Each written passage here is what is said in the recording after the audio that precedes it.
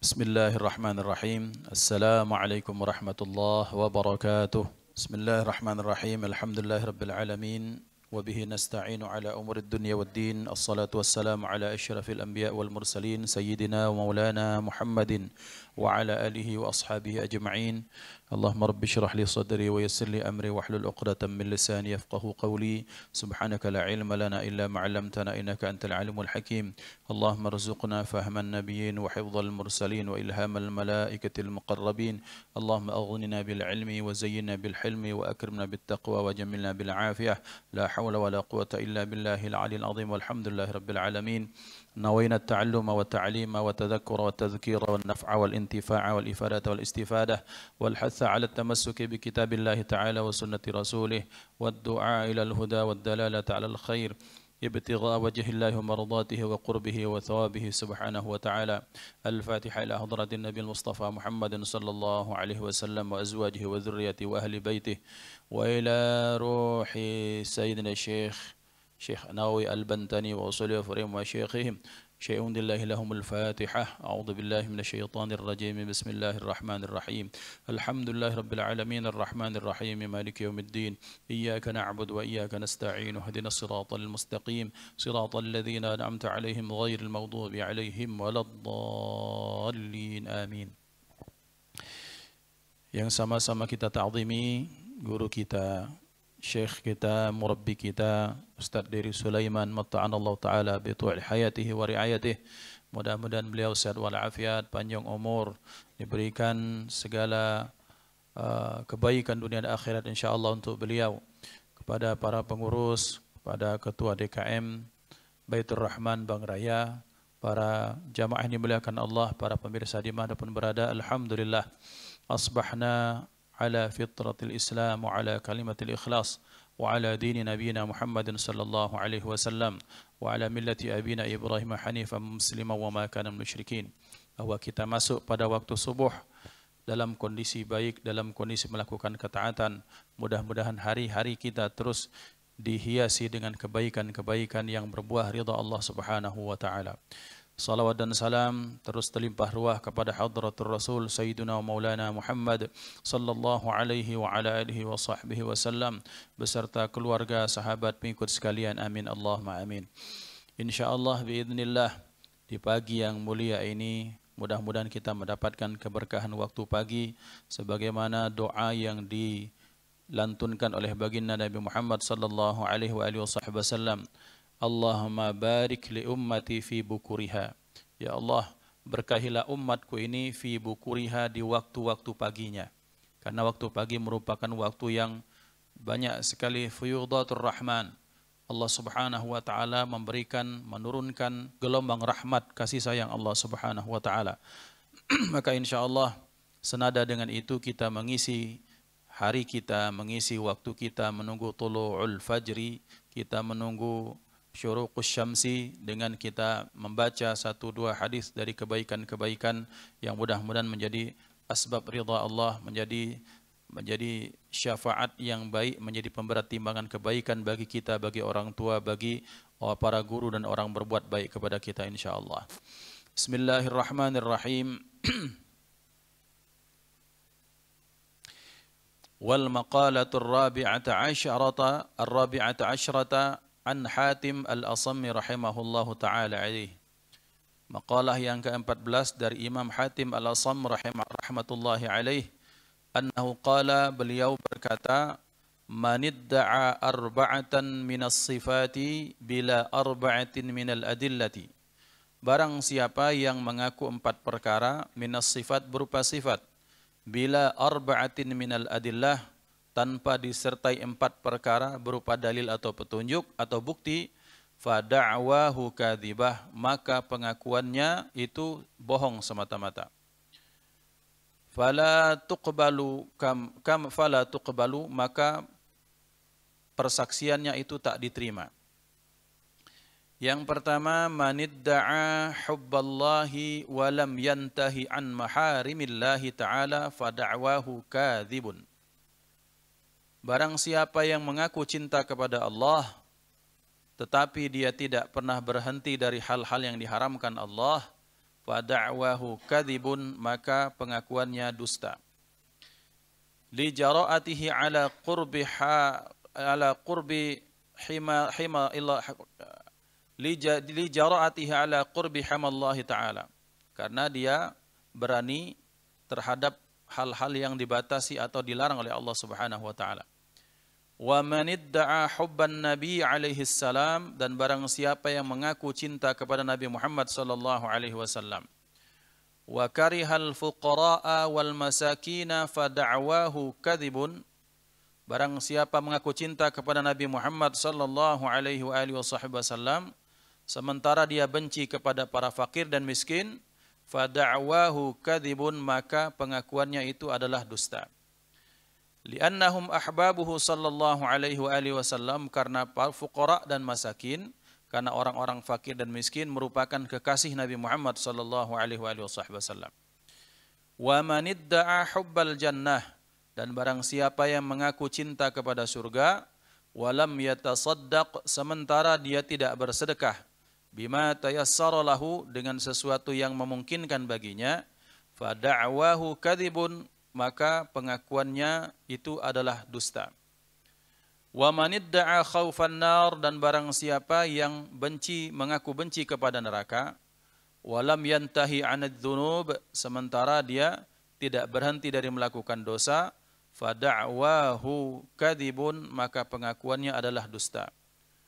Qala an-nabiy sallallahu alaihi wa alihi wasallam, telah bersabda Nabi Muhammad sallallahu alaihi wasallam, hujibatin naru bisyahawat wa hujibatil jannatu bil makarih. Dihijabi neraka itu dengan syahwat, dengan hawa nafsu, dan didindingi atau ditutupi surga itu bil makarih, dengan sesuatu yang dibenci. Ikhwah dimuliakan Allah, pada hari ini kita akan membahas satu maqalah, satu perkataan kalam hikmah, 4 hal, 4 pokok yang disampaikan oleh Al-Imam Hatim Al-Asami. Imam Hatim Al-Asami ini kita pernah bahas. Hatim Al-Asami ini hatim yang peka, bahasa kita. Orang yang tuli. Imam tapi dijuluki sebagai orang yang tuli. Mengapa bisa seperti itu? Karena Imam Hatim Al-Asami dijuluki sebagai orang yang tuli karena betapa luar biasanya beliau menjaga kehormatan seseorang.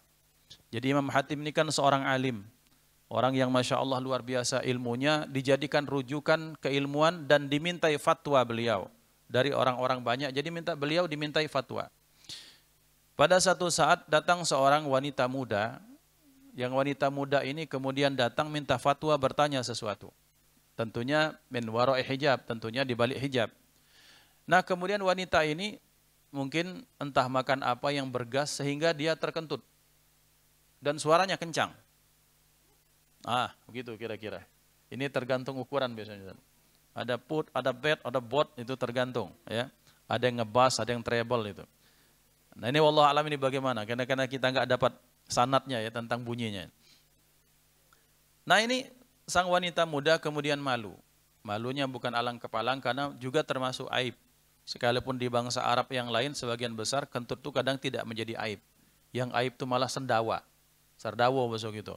Jangan sekali-sekali sendawa dekat orang Barat, orang Eropa, Amerika maupun sebagian orang Arab. Itu sangat aib, ya. Seperti kentut kita di Palembang lah kira-kira atau di Indonesia. Nah, tapi ini juga bagian dari merasa malu karena ini merupakan hal yang tak lumrah.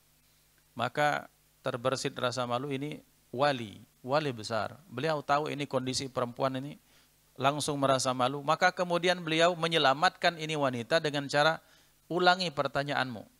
Dia tak mengatakan aku tak dengar. Tolong ulangi pertanyaanmu. Wahai imam, saya bertanya begini, ulangi lagi. Nah, ini kan tidak bohong kan? Tapi terbangun kesimpulan bahwa ini imam ini tuli dia.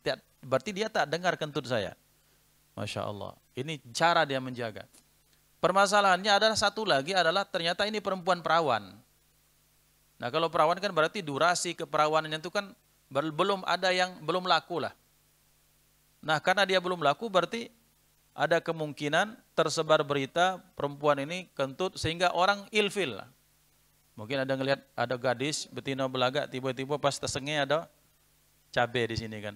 Hilang liur gitu nyengok dia kira-kira. Tapi kalau Ustaz Kusairi tetap Salam 4 jari. Ya. Nah, kemudian untuk menjaga marwah, menjaga wibawa, menjaga nama baik, menjaga sum'ahnya ini perempuan perawan ini, maka beliau bertahun-tahun setiap yang datang, itu dengan cara beliau mengatakan ulangi pertanyaanmu. Sampai dikatakan oleh orang-orang Imam Hatim Al-Asam bahwa dia Hatim orang yang tuli. Jadi kalau kamu, jangan orang, kalau ente nak nanya kepada ini orang, tolong ulangi pertanyaanmu, karena dia adalah orang yang tuli. Al-Asam. Kurang pendengarannya. Makanya akhirnya kemudian ya khair, akhirnya beliau menikmati julukan itu. Beliau nikmati julukan itu sampai terdengar bahwa ini perempuan ini kemudian sudah dia menikah, sudah anjabat tiflan, kemudian dia punya anak, baru dia ketika orang bertanya dia cuma cukup sekali langsung jawab. Tapi julukan kadong sudah disematkan kepada beliau. Nah ini Masya Allah. Dan para ulama ini menunjukkan kitmanus sirri, menjaga rahasia. Ini lihat bagaimana kontradiksinya dengan zaman sekarang. Bukan orang menjaga rahasia, bikin acara Pak. Ratingnya tinggi, cari aib orang lain. Itu namanya infotainment. Ini bukan infotainment, ini aibtainment namanya. Asam. Asam, A-S-H-O-M. Asam al-asam. Jadi yang tuli. Nah ya ini aib. Lihat bagaimana isi rumah orang, saking kan ya. Ini yang diajarkan oleh para ulama, termasuk ketika saya khuruj dikatakan, Ustadz kalau mau bertamu jangan menghadap ke pintu orang. Ketika kita ketok pintu, balikkan badanmu lihat kondisi luar. Ini bukan masalah hubungan keluarga, isi rumah orang saja aib untuk kita ketahui. Diajarkan para ulama untuk jaga hati. Lah sekarang dikorek-korek ini isi rumah orang, gaji berapa, penghasilannya berapa, itu baru hal-hal yang mubah saja itu. Sementara Allah menyatakan wala tajassasu wala yaghtab ba'dukum ba'dha ayuhibbu ahadukum ay ya'kula lahma akhihi maitan fakarihtumuh. Misalnya ini kalau kita mau mengetahui aib orang lain, ada terbuyur satu, entah jenazah siapa, entah Pak Hedi kah, entah Pak dokter kah, ya dokter siapa banyak dokter sini. Kalau ketua masjid jangan, kita dipanggil lagi ke siko. Ya. Terbujur kaku, kemudian ini dagingnya kita sayat dikit-dikit, kita makan rame-rame. Maka itulah perumpamaan orang yang menyebar aib saudaranya. Ini bahasanya kasar Al-Quran. Kasar itu dalam artinya bahasanya betul-betul keras, bahwa jangan sampai kita hobi nyari isi rumah orang lain. Isi kelepe itu nak dicari. Berapa nih isi kelepe orang itu? Itu baru belum lagi, karena kebiasaan seperti itu akan merambah nanti bagaimana dia nak maaf hubungannya bagaimana dengan istrinya, terus nanti bagaimana ada masalah segala macam, dijadikan konsumsi publik, dan bahkan sekarang dijadikan acara. Na'udzubillah tsumma na'udzubillah. Tiap hari makan bangkai berarti. Na'udzubillah. Kaitannya bagaimana? Kaitannya dengan seperti ini, minta maaf kita langsung sebelum kita mati. Cara bertaubat itu jangan dengan istighfar. Istighfar tak cukup. Ini karena kaitan dengan dosa anak Adam. Maka kepada orang seperti itu kita datangi dia, aku minta maaf bahwa aku telah menghibahmu misalnya, atau tak usah disebutkan, aku minta maaf. Itu kalau ketemu, kalau nggak ketemu bagaimana? Maka di akhirat keburukan orang ditimpakan kepada kita. Na'udzubillah. Lah capek semayang, lah capek majelis, duduk sampai nunggu syuruk, kita sampai sholat, zikir segala macam. Tiba-tiba kebaikan itu harus dihabiskan dengan hobinya kita mencari aib, kekurangan, bahkan mengumpat orang lain. Na'udzubillah, tsumma na'udzubillah. Ini contoh dari Imam Hatim Al-Asam, bahwasanya sesungguhnya julukan beliau menunjukkan betapa muslim itu harus seperti itu, menjaga marwah saudaranya. Beliau menyatakan manidda'a arba'ah bila arba'ah, barang siapa yang mengaku dia mempunyai 4 sifat, 4 kelakuan, tapi tak diberikan bukti, fada'awahu kadhibah, maka sesungguhnya pengakuannya itu bohong semata-mata. Yang pertama, manidda'a hubballah wa lam yantahi an maharimillah. Barang siapa yang mengaku cinta kepada Allah dan dia tidak berhenti dari melakukan sesuatu yang diharamkan Allah, fa da'wahu kadzibun, maka pengakuannya itu dusta. Ikhwah yang dimuliakan Allah, karena sesungguhnya Allah Subhanahu wa taala sudah memberikan batasan-batasan mana yang boleh, mana yang tak boleh. Satu hal yang wajib kita yakini bersama-sama, bahwa Allah itu tidak punya kepentingan dari kita. Artinya perlakuan apapun yang kita lakukan, maka Allah itu tidak akan terpengaruh dengan kondisi yang kita lakukan. Itu yang harus kita garis bawahi. Dalam hadis qudsi dinyatakan, di bab-bab awal kitab ini dinyatakan, wahai Bani Adam, jikalau berkumpul kalian semua ala atqa qalbi rajulin minkum, yang kalian semua punya hati, punya derajat ketakwaan orang yang paling takwa di antara kalian, berkumpul jadi satu, mazada dzalika fi mulki syai'a. Kata Allah, itu tidak akan berpengaruh terhadap kekuasaanku, kata Allah. Artinya entah kamu mau takwa kepadaku, kalian semua baik, aku sudah mulia, kata Allah. Tak perlu dengan perlakuan kalian. Atau kata Allah dibalik, ketika berkumpul semua orang di antara kalian ala afjari qalbi rujulin minkum, yang punya hati semuanya berkumpul, yang hatinya tuh semua hatinya paling buruk dengan hati orang paling buruk di antara kalian. Dan itu pun tidak akan mengurangi kemuliaanku sedikit pun, kata Allah. Berarti kesimpulannya adalah bahwa Allah tak punya kepentingan dari apa yang kita lakukan selama ini. Membahasa kita, kau nak semayang tak semayang, aku tetap Allah, kata Allah. Kau puasa nak tak puasa, ya tetap aku Allah, kata Allah SWT. Allah tak tergantung dengan kondisi pelanggaran maupun ketaatan hambanya kepada Allah. Kalau mau difahami berarti bahwa ketika Allah menurunkan syariat, maka kemaslahatan itu adalah untuk kebaikan kita sebagai manusia. Itu dulu yang harus kita pahami. Maka ketika Allah menyatakan a'udzubillahi minasyaitonirrajim, wa'mur ahlaka bis-salati wastabir 'alaiha la nas'aluka rizqan nahnu narzuquk. Benar Kiai, minta izin Ustaz Kusyairi. Benar apa? Nah, itu benar berarti. Atau jam-jam itulah benar. Wa'mur ahlaka bis-salah, perintahkanlah keluargamu untuk melaksanakan salat, wastabir 'alaiha, dan kemudian dalam menegakkan perintah itu sabarlah engkau wahai Muhammad. Ayat ini menariknya itu disambung dengan la nas'aluka rizqan nahnu narzuquk. Bahwa kata Allah, aku tak minta rezeki darimu wahai Muhammad. Sebaliknya aku yang memberikanmu rezeki. Artinya apa? Artinya salat kita tidak salat kita, puasa kita tak puasa kita, taat kita menjadi ahli maksiat kita, Allah tak punya kepentingan. Yang rugi adalah kita sendiri, yang beruntung adalah kita sendiri. Berarti sekarang ketika kita duduk, ngumpul melakukan amal soleh, kita sedang membangun keberuntungan kita untuk akhirat kita, insya Allah. Amin, Allahumma amin. Ikhwah, ini penting. Maka ketika dikatakan beliau, kalau ada orang yang mengaku cinta pada Allah, tapi yang haram-haram masih digawikan, ya itu tadi seperti yang diharamkan Allah, ghibah itu haram, masih digawi-gawikan. Kemudian misalnya menceritakan aib orang lain masih dikerjakan. Mata masih dipakai untuk hal yang diharamkan. Tangan dipakai untuk hal-hal yang tak Allah berkenan. Maka mengaku cinta sama Allah, tapi larangan Allah masih dilanggar, berarti cintanya masih dusta, kata Hatim Al-Asami. Karena mengapa? Karena cinta itu butuh pembuktian. Dan bukti cinta kita kepada Allah, mana yang Allah larang kita tak kerjakan, itu bukti cinta. Karena mengapa ikhwan? Karena ketika dikatakan ulama, sesungguhnya kalau untuk berbuat baik, bahkan kafir pun berbuat baik. Tapi untuk meninggalkan kemaksiatan, dikatakan ulama, tidak akan meninggalkan kemaksiatan kecuali orang yang hatinya punya rasa takut kepada Allah. Punya rasa cinta. Maka ternyata tarkul maksiyah, tarkul maharim, maharimillah, meninggalkan perkara yang dilarang Allah itu butuh keimanan yang luar biasa.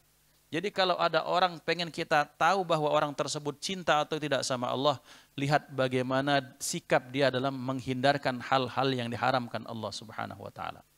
Karena mengapa? Karena untuk berbuat baik, siapapun dalam level apapun pasti melakukan kebaikan. Hatta dia tak beriman kepada Allah. Kita lihat betapa banyak orang-orang mengaku tak beragama. Kemudian ada dia mengaku bahwa Tuhan itu ada, tapi aku tak beriman kepada ajaran Tuhan. Banyak. Kita lihat di kota-kota besar, di negara-negara besar itu seperti itu. Mereka melakukan kebaikan, charity, bikin apa? Bikin yayasan-yayasan. Orang hebat apa? Yayasannya punya Bill Gates itu. Memberikan bantuan kepada di Afrika segala macam. Entah apa motifnya, yang jelas kebaikan. Tapi kita lihat ternyata tidak akan meninggalkan hal-hal yang diharamkan Allah. kecuali orang itu adalah orang yang betul cinta kepada Allah Subhanahu wa taala. Jadi mengaku cinta sama Allah tapi masih mengerjakan diharamkan Allah, maka itu berdusta kata beliau. Yang kedua, wa manidda'a hubban nabi alaihi salam, dan barang siapa mengaku cinta kepada Nabi Muhammad sallallahu alaihi wasallam, wa karihal fuqara wal masakina, sementara ia benci kepada fakir dan miskin, fada'wahu kadhibun, maka pengakuannya dusta. Dijelaskan oleh Syekh Nawawi Al-Bantani, li'annahum ahbabuhu sallallahu alaihi wasallam, karena orang-orang fakir dan miskin merupakan kekasih hatinya Nabi Muhammad sallallahu alaihi wasallam. Ada satu doa, yang doa ini saya yakin doa dalam tatanan kita, doa yang belum siap kita untuk mengamalkannya, terutama di Baitur Rahman ini. Rasulullah berdoa, Allahumma ahyini miskinan wa amitni miskinan wahsyurni yaumal qiyamati ma'a zumratil masakin. Amin Allahumma. Kata yang amin kan? Ya. Ya Allah, hidupkan aku dalam kondisi miskin dan matikan aku dalam kondisi miskin, dan bangkitkan aku yaumal qiyamah, pada hari kiamat bersama rombongan orang-orang miskin. Tak naruh yang amin kan? Padahal miskin di sini kan belum tentu miskin secara harta, ikhwan. Miskin di sini kan miskin sikap hidup. Salah satu maknanya adalah miskin itu merasa butuh, tak pernah merasa kenyang, itu orang miskin. Sementara orang kaya itu orang merasa cukup, diberikan ini, terima kasih Allah, maka itu orang-orang kaya. Jadi di sini maknanya bisa makna miskin secara harfiah yang kita fahami, tapi bisa juga miskin dalam makna sikap, bagaimana mensikapi rezeki, pembagian rezeki Allah Subhanahu wa taala. Tapi betul dalam kondisi doa ini betul-betul miskin secara harta. Ya Allah, hidupkan aku dalam kondisi miskin. Ngapa minta Rasulullah seperti itu? Karena orang yang tak berharta atau minimal sedikit harta itu tidak ribet, Pak. Orang sugih kok. Satu, contoh baik, contoh minta maaf kepada orang sugih di sini. Ada uang disimpan di brankas. Nak nyimpan mengamankan uang, brankasnya bila berapa? Tak tahu betul ke brankas itu, mungkin belasan juta. Setelah itu brankas disimpan dengan password, punya kode-kode khusus. Brankasnya apa? Kemudian terkapar di jenelo misalnya, tidak, disimpan di dalam lemari pakai kunci. Kemudian setelah dikunci, bahkan kuncinya itu orang rumah kita jadi tahu. Setelah kunci, selesai belum, kamarnya dikunci lagi. Ada kunci. Pembantu tak boleh pegang. Nah, setelah itu apakah cukup? Rumahnya pun dikunci. Itu untuk menjaga yang di dalam brankas tadi. Selesai, rumah dikunci, sudah cukup belum? Meng-hire satpam. Masih ada lagi, Pak? Sudah cukup? Belum, beli CCTV. Kemudian setelah itu apa? Ya rumah tidak mungkin, rumah ada barang berharga kemudian tidak pakai apa itu? Tidak pakai polis lain kah, apa polisi hidup kah bahasanya itu? Dipakai gerbang. Gerbang cukup belum? Pasang beling lagi. Nyari beling, pecahan beling untuk mengamankan yang dalam brankas tadi. Cukup masih belum, masih nyewa anjing lagi, nyewa herder. Nah ini lihat, ini menunjukkan apa? Bahwa menunjukkan ribet ternyata. Itu kalau dalam kondisi nyaman. Berangkat jalan-jalan kemana, ke Singapura, jengok CCTV, aman mudah ya kok. Kasak kusuk pembantu itu. Jangan suuzon. Ini kalau hati tak dibarengi dengan rasa ketakwaan kepada Allah terhadap harta. Kemudian selanjutnya apakah cukup? Belum. Kerasa kresek, jangan-jangan orang nak maling itu. Padahal cuma kucing yang nak kawin, nyari mana jodohnya kucing itu. Kerasak. Nah ikhwah ini muliakan Allah, ini sikap. Jadi mengapa Rasulullah sallallahu alaihi wasallam menyatakan, ya Allah hidupkan aku dalam kondisi miskin? Karena enggak ribet. Orang miskin itu tidak ribet dunia, tidak ribet akhirat. Itu maksudnya kalau miskin yang takwa dan sabar. Kalau miskin yang jauh dari Allah, ya kebelangsak juga. Ya. Jadi ini contoh mengapa beliau berdoa seperti itu. Wa amitni miskinan, dan matikan aku dalam kondisi miskin. Lihat beliau meninggalkan berapa dinar? Yang berapa dinar itu kemudian beliau ternyata masih ada, beliau habiskan itu. Kalau kondisi manusia paling hebat dalam sejarah tak meninggalkan apa-apa kecuali beberapa potongan warisan saja untuk ahli warisnya. Itu pun tak seberapa dibandingkan dengan sekarang. Wahsyurni yaumal qiyamati ma'a zumratil masakin. Dan bangkitkan aku pada hari kiamat, masukkan surga itu bersama orang-orang miskin. Mengapa? Karena dalam riwayat dinyatakan sesungguhnya orang-orang miskin itu mendahului orang-orang kaya masuk surga setengah hari. Lemah. Tak apa-apa Ustaz, sugi baiklah. Ngapa cuma setengah hari? Ya setengah hari dunia. Setengah hari akhirat berapa tahun? 500 tahun. Jadi 500 tahun orang-orang miskin lebih dulu dibandingkan dengan orang-orang kaya. Ini sikap. Doa ini adalah doa betul-betul. Yang kedua, doa ini memberikan motivasi kepada orang miskin bahwa sabar dalam kemiskinan pasti akan ada kebaikan. Kalau nak sugih, orang sugih kalau dipakai ketakwaan kepada Allah juga akan membawa kebaikan. Karena kenapa? Karena membantu ulama, perjuangan Islam itu butuh harta. Dan orang-orang kaya membersamai itu semua dengan hartanya. Jadi intinya satu dalam Islam, kullu amrihi lahu khair. Orang Islam itu kondisinya mau dia miskin sabar bagus, mau dia kaya bersyukur itu bagus. Maka Rasulullah sallallahu alaihi wasallam menyatakan doa seperti itu. Maka Imam Hatim Al-Asami menyatakan ada ngaku cinta sama Nabi katanya. Tapi kemudian dia tak gemar untuk memuliakan orang-orang miskin, maka itu belum dikatakan cinta sepenuhnya pada Rasulullah sallallahu alaihi wasallam. Di dalam Riyadhus Shalihin dinyatakan, bahkan banyak acap kali bahwa beliau yang mulia ketika beliau sedang berjalan, tangan beliau itu ditarik oleh para budak-budak atau anak-anak kecil miskin-miskin itu, yang orang-orang yang miskin haula itu datang, ya Rasulullah, tolong belikan ini, maka minta traktir sama Rasulullah. Ini Pak indahnya akhlak Rasulullah. Jadi beliau itu mau saja tangannya diseret sama rombongan anak-anak miskin itu. Ya Rasulullah belikan ini, dibelikan sama beliau. Ya Rasulullah belikan ini, ditraktir ini. Masya Allah, pemimpin Pak. Pemimpin, dan itu beliau lakukan memang dari cinta dari hatinya karena beliau sangat memuliakan orang-orang miskin. Nah, jadi mau melihat kekasih Rasulullah itulah para fuqara dan masakin. Maka ikhwah dimuliakan Allah Subhanahu wa taala, ini juga jadi teringat kita dengan satu kisah. Ketika pada satu saat Nabiullah Musa alaihissalam diperintahkan Allah, wahai Musa, bakal ada kekasihku yang akan datang kata Allah. Tolong jamu dia dengan sebaik-baiknya. Maka Nabiullah Musa terbangun persepsi dalam diri beliau bahwa kekasih Allah itu kan yaitu mungkin penampakan orang saleh, penampakan orang yang alim, orang yang ahli ibadah. Ya, kemudian dia sudah mempersiapkan, tiba-tiba datang orang miskin minta makan. Kaget kata Nabi Musa, kaget dulu, aku lagi nunggu tamu dari Allah SWT.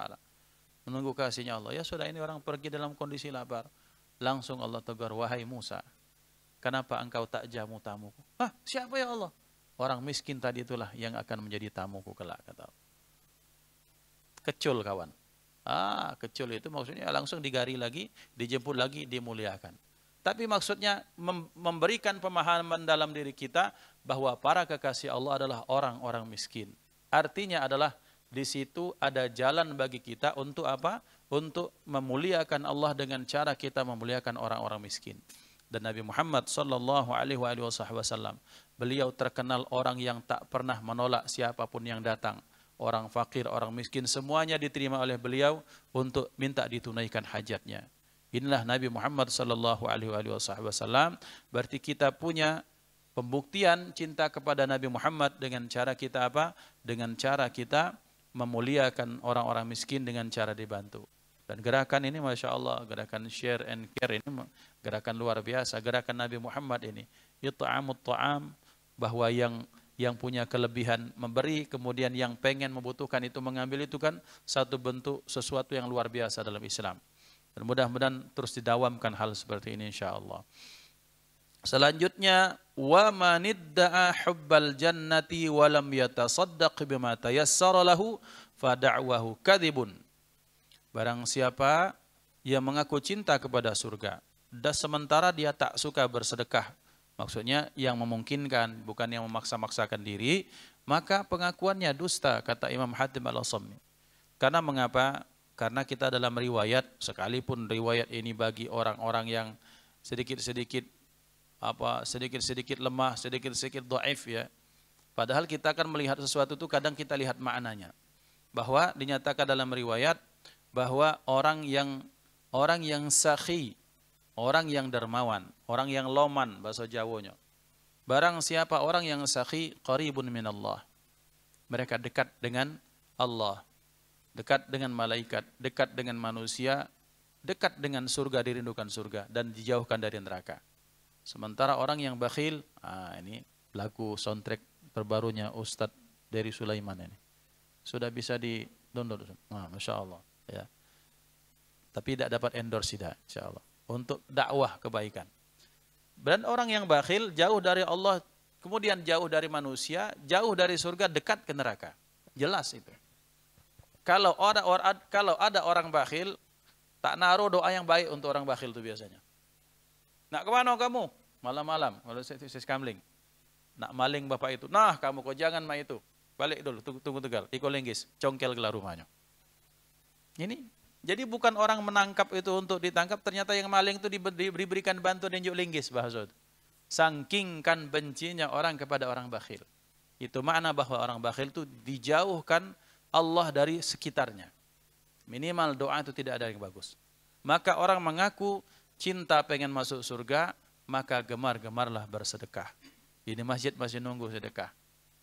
Untuk pembangunannya, untuk operasionalnya, untuk segala macamnya. Maka kalau kita bersedekah atas nama kebaikan, man bana masjidan lillahi banallahu lahu baitan fil jannah. Barang siapa yang membangun masjid karena Allah semata-mata, maka Allah bangunkan rumah untuknya di surga insyaallah. Nah, ini bentuk ikhwan. Jadi kalau orang bersedekah, ini menjadi bukti bahwa orang yang mengaku cinta kepada surga, dia pasti suka sedekah. Maka yang menarik bapak-bapak, zaman kita itu kan ada tradisi kalau anak naik kelas selamatan nasi gemuk, atau tahun baru, atau sedekah apa yang paling neman sebentar lagi, sedekah ruah.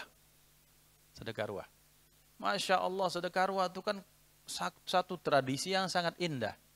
Yang bahkan Pak, ada di belahan bumi ini akan terjadi sedekah ruah kecuali di Nusantara. Mungkin termasuk Malaysia yang saya nggak tahu. Artinya seperti apa? Bayangkan satu kampung semua orang bersedekah. Ini kasih sedekah, itu kasih sedekah. Sementara kita tahu bahwa sedekah itu akan menolak bala. Sedekah itu akan menghindarkan penyakit. Sedekah itu akan mendatangkan rahmat Allah Subhanahu wa taala. Belum pacak kita sedekah seperti orang-orang Madinah, sedekah seperti orang dusun kita. Sedekah nasi gemuk, kemudian telur rebus letak dikit, suun, sambal cenge, nanas. Jadilah itu, sedekah itu. Pisang gedai, ada pisang gedanya. Ditutup punti godahnya itu. Berikan ini, besok sedekah. Bayangkan satu kampung bersedekah, berarti pantas Pak dusun kita zaman dulu damai, nyaman, tenang, teduh. Mengapa? Karena gerakan sedekah seperti ini masih banyak. Sekarang dengan alasan ini, bid'ah, itu segala macam, orang tak bersedekah lagi. Maka pantas dusun itu jadi kacau, satu sama lain kemudian saling suuzon, satu sama lain saling hasut, saling iri dengki, gara-gara gerakan sedekah seperti ini. Kita belum bisa Pak, bayangkan, saya pernah ceritakan, bahwa mengapa Madinah menjadi tempat darul hijrah, karena berkah sedekah Pak. Orang-orang Madinah terkenal dengan kedermawanannya. Maka Allah tak pilih Taif. Taif itu tempatnya subur Pak. Pemasok buah dan sayur untuk lokal Saudi itu di Taif. Daerahnya dingin, daerahnya subur. Bahwa Rasulullah hijrah pertama ke sana diharapkan bahwa dengan seperti itu kondisi alamnya, demografisnya, geografisnya diharapkan orang-orangnya akan tenang, akan baik. Ternyata dakwah beliau tak terima. Tapi datang ke Madinah, ke tempat yang siapapun datang ke Madinah pasti itu akan demam. Maka dulu ada istilah humma yathrib. Humma yathrib itu siapapun orang yang bukan orang Madinah, masuk Madinah pasti sakit. Tapi kemudian Rasulullah ketika beliau datang hijrah, itu salah satu mukjizat Rasulullah, beliau pindahkan itu penyakit. Dipindahkan di mana? Di satu daerah namanya Juhfah. Juhfah itu daerah yang jauh, dia daerah di laut sekitar dekat Laut Merah. Itu tempat miqatnya orang-orang Mesir itu dari Juhfah situ. Dari daerah Juhfah itu, dari kalau lewat laut. Maka lihat, ternyata tempat yang di situ barang siapa yang masuk di situ datang pasti sakit, tapi Allah jadikan darul hijrah. Mengapa? karena berkah lomannya, berkah senang bersedekahnya orang-orang Madinah. Sampai kita sekarang bisa kita buktikan betapa orang Madinah, Masya Allah, ahli sedekah. Orang-orang Madinah adalah orang-orang yang kurama, mereka orang-orang yang loman, orang-orang yang dermawan. Kita dapatkan kebaikan-kebaikan dan berkah kedermawanan mereka, maka Madinah dititipi Allah, tanah Madinah dititipi jasad manusia yang paling mulia, yaitu baginda Nabi Muhammad sallallahu alaihi wasallam. Dititipi jasad Sayyidina Abu Bakar, dititipi jasad Sayyidina Umar, Sayyidina Utsman, para nabi dan rasul, para anbiya, para sahabat itu ada di Baqi. Berkah Madinah, Pak. Jadi kalau kita pengen berkah dusun kita galakkan sedekah-sedekah seperti ini. Saling antari makanan, saling antari ini. Itu satu bentuk kebaikan yang luar biasa. Kemudian yang terakhir, wa manidda'a khaufan nar wa lam yantahi 'anidz dzunubi fa da'wahu kadzibun. Dan barang siapa yang dia mengaku takut kepada neraka sementara dia tak pernah berhenti dari melakukan dosa, fa da'wahu kadzibun, maka pengakuannya itu adalah dusta. Nabi Muhammad sallallahu alaihi wasallam bersabda, hujibatin naru bisyahwat, bahwa neraka itu dihijabi Allah dengan syahwat. Wa hujibatil jannatu bil makarih, sementara surga itu Allah halangi dengan apa? Dengan sesuatu yang berat. Maknanya apa, ikhwan? Maknanya bahwa neraka itu dihiasi dengan bentuk-bentuk pelanggaran kepada Allah Subhanahu wa taala. Salah satu hal yang sudah Allah jadikan, ini Allah sendiri yang jadikan, bahwa neraka itu dibikin enak untuk melakukannya. Seperti apa misalnya? Ngesahkan orangnya kan ya, sampai mobo kopi, Pak. Kopi habis, nambah lagi. Menceritakan aib, menceritakan kekurangan orang, bahas ini, bahas itu. Debat kusir tak selesai-selesai. Itu biasanya apa? Itu merasa tak terasa, Pak. Duduk 1 jam, duduk 2 jam itu tak terasa kalau nak mangkilkan, ngesahkan orang lain. Tapi setengah jam, sebaliknya surga itu dihiasi dengan hal-hal yang memberatkan. Berat bagi jiwa untuk pertama lagi. 1 jam ngaji itu sudah terasa lama sekali. Nonton baik misalnya, nonton untuk sesuatu yang mubah saja, itu terkadang ringan sekali. Tapi buka 1-2 halaman kitab, 1-2 halaman Al-Quran, languapnya tulah pecah, tak tidur 3 jam, 4 jam. Nah, ini memang tabiatnya seperti itu. Dan Allah sengaja jadikan seperti itu supaya apa? Supaya kita dalam mendekat kepada surga atau menjauh dari neraka itu memang betul-betul ikhlas lillahi ta'ala. Maka orang yang bersedekah dibikin berat. Kadang nginjuk 500.000 itu sudah dibangkilkan oleh orang rumah. Apa ini nginjuk 500.000? Pecah kita tak ada nak makan lagi. Sementara datang tamu, entertain misalnya segala macam, bisa sampai 3-4 juta sekali duduk. Sudah terjadi di mana-mana.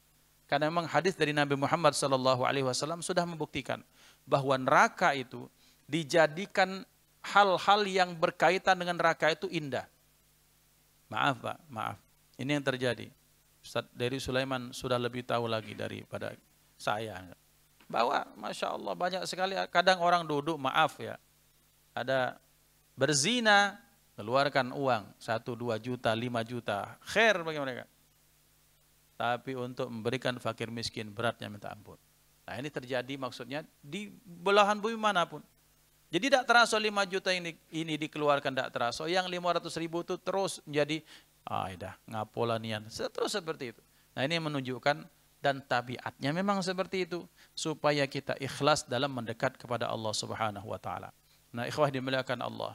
Jadi 4 pengakuan ini, kalau pengen ngaku 4 hal, maka buktikan dengan 4 hal juga. Cinta kepada Allah, berarti kita takut dengan apa yang diharamkan Allah. Cinta dengan Nabi, maka kita buktikan dengan kedekatan kita dengan fakir dan miskin. Cinta dengan siapa? Maka Bapak, ada satu hal yang menarik. Ada Syekh Abu Bakar bin Salim, buyut datuknya Habib Umar bin Salim bin Hafidh. Buyutnya itu bernama Syekh Abu Bakar bin Salim, Imam Fakhrul Wujud. Setiap hari bapak-bapak memberikan makan tak kurang dari 2.000 orang. Syekh Abu Bakar bin Salim di Hadramaut.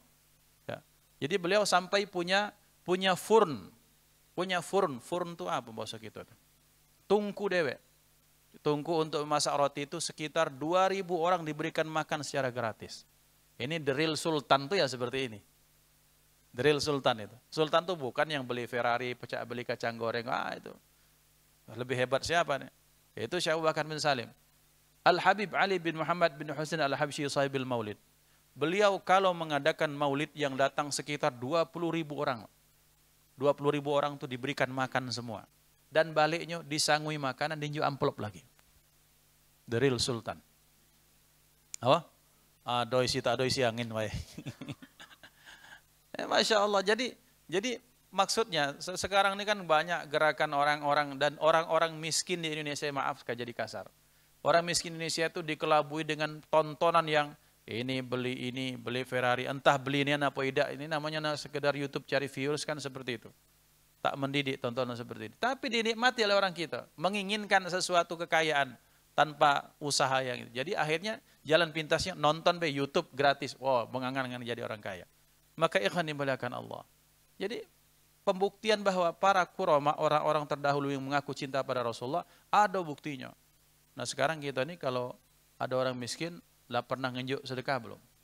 Lah pernah ngenjuk baju belum? Sudah pernah menitipkan SPP belum? Kalau belum, yuk kita lakukan. Entah sendiri-sendiri, entah mungkin kolektif berjamaah, silahkan lakukan. Itu sekedar mekanismenya saja. Kemudian yang keempat, yang ketiga dan keempat, barang siapa yang cinta pada surga, buktikan dengan bersedekah. Dan barang siapa mengaku cinta takut pada neraka, maka jauhkan kita dari segala bentuk kemaksiatan, maka insyaallah kita diselamatkan Allah Subhanahu wa taala. Hadanallahu wa iyyakum ajma'in. Usikum wa nafsi bittaqwallah. Sampai di pembahasan kita akan tutup dengan sama-sama berdoa, mudah-mudahan dijadikan majelis kita majelis yang dipenuhi dengan kebaikan-kebaikan dan dibuka pintu ijabah oleh Allah Subhanahu wa taala. A'udzu billahi minasyaitonir rajim. Bismillahirrahmanirrahim. Alhamdulillahirabbil alamin. Allahumma shalli wa sallim ala sayyidina Muhammad wa ala alihi washabbihi wasallam. Alhamdulillahirabbil alamin. Allahumma lakal hamdu kama an'amta faghfir lana wa la tu'aqibna bis-salbi ba'da al-'ata wa la bi kufranin ni'ami wa hirmanir ridha. Allahumma raddina biqada'ik wa sabbirna ala ta'atika wa ma'siyatik wa عن الشهوات الموجبة للنقص والبعد عنك وهب لنا حقيقة الإيمان بك حتى لا نخاف غيرك ولا نرجو غيرك ولا نحب غيرك ولا نعبد شيئا سواك وأوزعنا شكر نعمائك وغطنا برداء عافيتك وانصرنا باليقين والتوكل عليك وأصفر وجوهنا بنور صفاتك وأضحكنا وبشرنا يوم القيامة بين أوليائك واجعل يدك مبسوطة علينا وعلى أهلنا وأولادنا ومن معنا ولا تكلنا إلى أنفسنا طرفة عين ولا أقل من ذلك. يا نعم المجيب يا نعم المجيب يا نعم المجيب يا من هو في علوه قريب يا محيطا بالليالي والأيام يا ذا الجلال والإكرام يا نعم المولى ونعم النصير ولا حول ولا قوة إلا بالله العلي العظيم. ربنا آتنا في الدنيا حسنة في الآخرة حسنة وقنا عذاب النار. وصلى الله على سيدنا محمد وعلى آله وصحبه وسلم والحمد لله رب العالمين. فجزاكم الله خير. Mungkin ada pertanyaan, persilahkan. Dan itu realita. Dan realita terjadi. Ada orang yang dia sudah mulai mau punya gerakan untuk sedekah, tapi kemudian dia punya ahli waris, punya keluarga yang protes. Pertama, menjawabnya bahwa memang disitulah mengapa kita sebagai orang tua punya kewajiban untuk mendidik anak dengan pendidikan agama. Karena hal seperti ini tidak akan terjadi kalau seluruh anggota keluarga faham dengan konsep harta menurut Islam. Itu ya. Jadi pendidikan agama, yang kedua pendidikan iman. Ya, hal gerakan sedekah dari kecil itu harus ditanamkan. Maka contoh kecil, Pak, contoh kecil bebas kita. Jadi kalau kita di lampu merah ya udah apa dididik mereka untuk bersedekah, nganjuk yang bukan silver ya, mungkin yang jadi SpongeBob segala macam itu udah apa-apa. Itu bagi saya kerja keras. Kenapa? Pakai kostum tuh panas loh. Tidak sekadar ngechat terus 5.000 misalnya kan. Itu panas, perjuangan minta ampun itu. Nah, itu satu. Artinya pendidikan itu harus ada secara masif. Jadi harus sekufu. Jangan sampai ada timpang, bapaknya soleh, istri, kemudian masih belum soleha, anaknya belum soleh. Ini jawaban pertama. Jadi mendidik itu dari awal. Dan kita kalau bisa, memang harus kita sertakan. Ada satu kebiasaan yang baik yang dicontohkan orang-orang soleh zaman sekarang. Mereka sering anaknya ajak keluarganya itu kemana-mana ke kantung-kantung kemiskinan. supaya mereka merasakan bahwa saro jadi orang saro itu ini rasanya. Nah itu satu. Sehingga mereka tahu bahwa punya empati yang mendalam. Itu satu. Yang kedua, bahwa dalam Islam harta itu kan memang kalau punya harta 1 miliar misalnya, maka memang dia punya kewajiban untuk meninggalkan nafkah kepada anak dan istrinya. Jangan sampai bersedekah itu dengan nafsu dan syahwat. Maksudnya begini, tanpa pertimbangan, karena dalam Islam pertimbangan sedekah itu betul-betul harus dipertimbangkan kalau berkaitan dengan harta warisan, Pak. Karena setelah warisan dibagikan, baru selebihnya kita bisa sedekahkan atau dihibahkan. Nah, kemudian yang ketiga, dalam bersedekah ini penting Bapak-bapak, supaya jangan sampai terjadi penyesalan di kemudian hari. Maksudnya apa? Bersedekah itu kan kita punya dua role model. Role modelnya itu dua contoh yang hebat itu adalah Sayyidina Abu Bakar dengan Sayyidina Umar bin Khattab. Pada satu saat Sayyidina Umar bin Khattab menyatakan, demi Allah aku akan mengalahkan Abu Bakar dalam sedekah. Maka dia bawa puluhan dinar ketika Rasul menyatakan, kita akan jihad fisabilillah. Siapa yang akan membantu agama? Wahai Umar, diberikan dengan sudah merasa nih menang nih. Padahal banyak bawaannya. Kemudian diberikan, Masya Allah, ketika ditanyakan, terus harta sebanyak ini bagaimana anak istrimu? Oh lah aman Rasulullah, sudah dibagi setengah-setengah. Setengah untuk Allah dan Rasulnya, setengah untuk keluarga. Menyertakan hitungan di situ. Kemudian, ya khair. Kemudian siapa lagi? Abu Bakar. Minta Abu Bakar paling cuma 5 dinar saja. Yang ini gemerincing banyak puluh dinar. Kata Sayyidina Umar bin Khattab, menang. Karena pengen punya semangat, pengen mengalahkan Sayyidina Abu Bakar walaupun cuma 1 kali dalam kebaikan. Kemudian ketika ditanyakan, wahai Abu Bakar, apa yang telah engkau tinggalkan untuk keluargaku? Ya Rasulullah, aku tinggalkan Allah dan Rasulnya di tengah mereka. Maka langsung menangis Sayyidina Umar bin Khattab, demi Allah setelah ini aku tak mau mengalahkan Abu Bakar lagi. Artinya apa? Berarti bersedekah itu punya dua kuadran iman, level kita masing-masing. Jadi kalau kita masih level-level masih banyak dengan hitungan rasional, jangan paksakan kepada level Sayyidina Abu Bakar. Kakek kita akan merutuki Allah Subhanahu wa taala. Kita akan protes dan naudzubillah. Makanya bersedekah itu jangan pakai hawa nafsu. Bersedekah itu ya pokoknya nekat-nekat, ya tidak baca nekat-nekat. Kita kan level kita bukan level orang nekat, bukan. Sayyidina Abu Bakar itu sudah tidak ada kata nekat karena memang sudah enggak ada jarak dengan Allah. Maka mahabbah iman cintanya itu luar biasa. Berarti kalau kita masih menggunakan rasional, maka masihlah berkuadran pada cara bersedekahnya Sayyidina Umar bin Khattab. Jadi masih ada pilihan, Pak. Jadi kalau 1 miliar nak sedekah gagal, anak kita nak sekolah, ya pikirkan itu dulu. Itu kewajiban kita. Karena sedekah hukumnya sunnah, bahkan sedekah bisa kita amat-amati dengan diatur-atur. Sementara kalau mencari nafkah untuk meninggalkan anak istri itu hukumnya wajib. Maka disinilah kita harus belajar agama. Ada namanya aulawiyah. Ada apa aulawiyah? Skala prioritas. Skala prioritas tentunya prioritas menurut Allah dan Rasulnya. Yang dijabarkan oleh para ulama, bukan kita dewek. Dan kita kalau buka bab itu, maka kita buka bab-bab fikih yang dijelaskan ulama. Kalau memang kemudian ternyata rasanya bismillah Ustaz, rasanya iman ini bismillah, ya sudah 1 miliar lah kalau. Paham maksud saya? Jadi lihat kadar diri kita masing-masing. Jadi apa? Masjid lah nunggu, ya. Masjid Baitur Rahmah lah nunggu itu. Tingkat 3, tingkat 4 masih nak dianukan. Nah, ya. Kubah nak dipasang, terus selamatannya nak ngunjuk nasi minyak, nasi kebuli misalnya kan. Butuh dana misalnya, Pak. Jadi sesuaikan, lihat kadar diri kita. Jangan sampai ada penyesalan di kemudian hari. Yang paling pasti belajar beragama harus dari semua lini. Suami, istri, anak-anak. Sehingga mereka bisa paham. Kadang banyak bapak-bapak sedekah, bininya yang protes-protes. Nah itu yang sangat tidak patut terjadi. Mestinya kan sebagai perempuan, laju-laju kan Pak. Nah itu baru bini yang pakam. Ya. Kalau belum dapat, apakah harus nyari yang baru? Tidak harus. Itu tanya fatwanya ke Ustadz Qusairi itu. Tidak berani. Ya. Kesian yang jomblo masih banyak ini kan. Yang ada anak nambah. Kira-kira begitu Pak. Wallahu a'lam bishawab. Karena sudah bel, sudah lonceng. Mari kita tutup dengan kafaratul majlis. Subhanakallahumma bihamdika asyhadu an la ilaha illa anta astaghfiruka wa atubu ilaik. Assalamualaikum warahmatullahi wabarakatuh.